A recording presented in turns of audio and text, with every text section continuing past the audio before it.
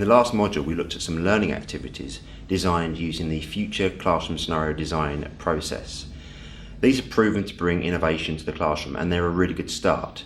But for you to use, adapt and adopt these learning activities, you really need to think about your own learning story in which you can embed them. Learning stories provide examples of how a set of learning activities may be used together.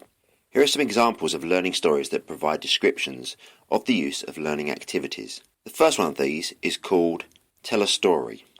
The learning story takes learning activities and uses them to guide the students through the process of digital storytelling, either creating a video or maybe an animation, depending on what technologies the students or teachers are interested in using.